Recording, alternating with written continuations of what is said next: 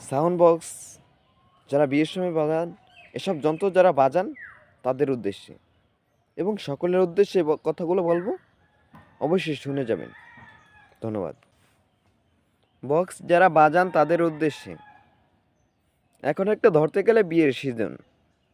এই শীতের সময় অনেক অনেক জায়গায় বিয়ে হচ্ছে। বিয়েতে আমরা সাউন্ড বক্স নিয়ে অনুষ্ঠান করি। বিয়ে কবুল বলা সুন্নত, এটা বলা সুন্নত, তবে বক্স বাজানো জায়েজ নাই। তাও আমরা বাজাই, তাও আবার নামাজের সময়। সেটা বন্ধ করতে পারি না, আর বন্ধ করতে পারি কিন্তু করি না।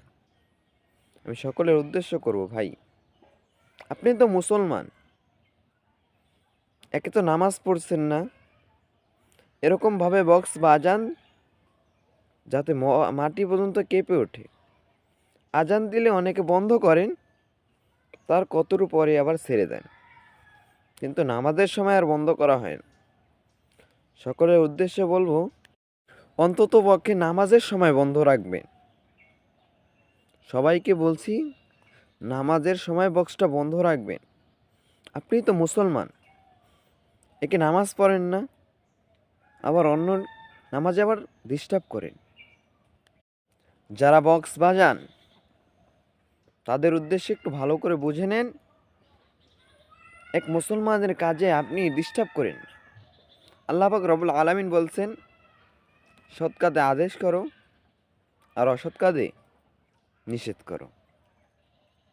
ভোরবেলা ভিডিওটা বানাইতেছি অনেক, সকলে দোয়া করবেন, এটা সবার কাছে পৌঁছিয়ে দিবেন। ধন্যবাদ। আমরা সৎ কাজে আদেশ করব, অসৎ কাজে নিষেধ করব। ধন্যবাদ।